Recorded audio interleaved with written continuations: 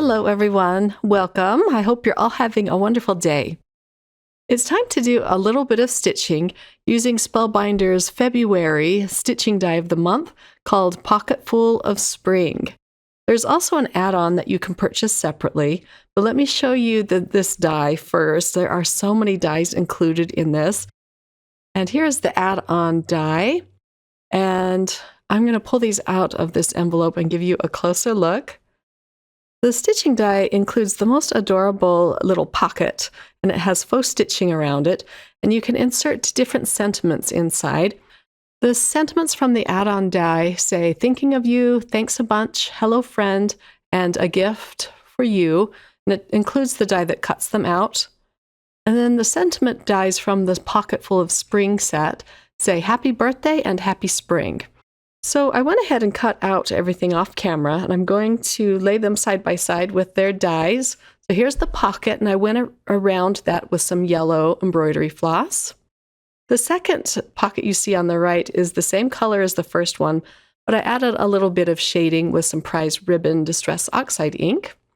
Comes with 4 different stems, and I cut these out of fern cardstock. They all have different leaves on them. And then they have a nice circle at the top, so it's easy to put your flower there. There's a trumpet flower, and there's a lot of layers to this one. So you can stitch around the bottom of it. Here's one that's completely done.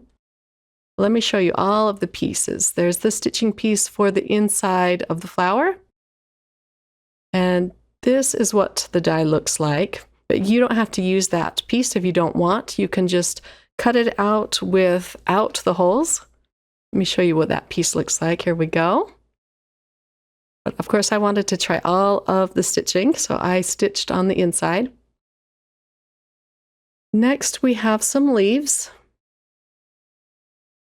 And this is what it looks like unstitched. And then here it is all stitched out. I used some darker embroidery floss on that piece, and it is Rainforest cardstock. And then for the smaller leaf, I used Peridot. It also comes with a few filler leaves that don't require any stitching at all, and here is what they look like. I cut these out with Rainforest cardstock as well.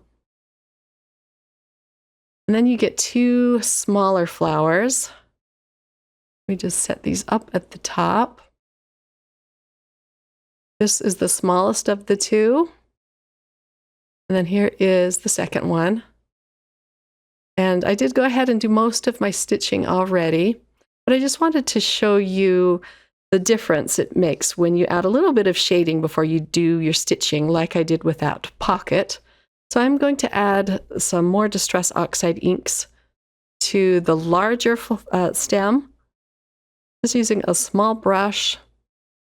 And this ink is called Pine Needles, and again, this is the Rainforest cardstock. I'll use a lighter green. I believe this one is Mowed Lawn on the Peridot cardstock. I forgot to add ink blending on top of the first 2 leaves that I did, but it sure makes a really lovely difference. So I just wanted to kind of show you what that looks like. And it just takes a second to add a little bit of dimension with this ink. Dimension and interest, I'd say. I'm going to use one of my favorite embossing folders. This one's called Loops, and it just mimicked the loop on that pocket so perfectly that I wanted to use it for this card. So I'll use some dot liner and attach it to a white card base. I'm not leaving a border because most of this card is going to be filled up with elements. I will put that down. So this is going to be a birthday card, so I used the happy birthday sentiment and cut that out with some yellow beeswax cardstock. And I'm going to attach it to a piece of gold mirror cardstock. And the mirror cardstock just adds a little bit of shine to the card. You can see it behind the letters. Let me give you a close-up look at this. It's so pretty. I'll add a few foam strips behind this and just trim off the excess and just add it back to my sheet for later use. And then I can attach this at the top of the pocket. But of course you can put this on your card wherever you'd like. I just liked it up there at the top. I'm going to be adding some dimension to the pocket as well with some foam squares. But I'm just going to be adding it around the bottom perimeter so that I can tuck all of my flowers inside. And this has to go right at the bottom of the A2 sized card so I can get everything to fit inside. Okay, I'm going to speed this up. It took me a while and I fussed with the placement a lot, as you'll see here. But it was really fun to put together this little arrangement. Most of these flowers and leaves I'm going to pop up with a foam square. But I just wanted to get everything in place before I took the backing off of the foam squares. I'm going to put a few flowers at the bottom right-hand side of the pocket as well. And then I don't end up using all of the leaves. But I just want this to look nice and full. I'll overlap my flowers just a little bit. Okay, now that I like the placement, I'm just going to peel off the backing and start attaching those. Some of them are going down flat like this leaf and this flower here. Now I can just take off the backing from the foam squares and press those down. I'm going to glue down these two leaves as well. And then I wanted to add a few of the smaller leaves to these smaller flowers. I do come back with another small flower inside the pocket or just above the pocket. You'll see at the end that I did add one more little flower.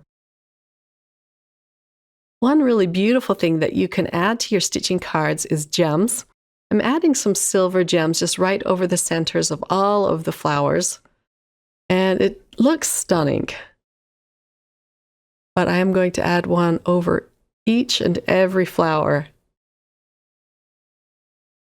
And I love how these packs come in multiple sizes just for this purpose. And I'll attach this to a white card base, and here is a close-up look. But you will see in the picture at the end of this video that I did attach one more pink flower right in between the trumpet flowers. But I had so much fun with this stitching die of the month. I love it even better than last month's, and last month's was pretty fantastic. Well, I hope you enjoyed today's video, and I'll be back really soon with more card crafting inspiration. Take care. Bye.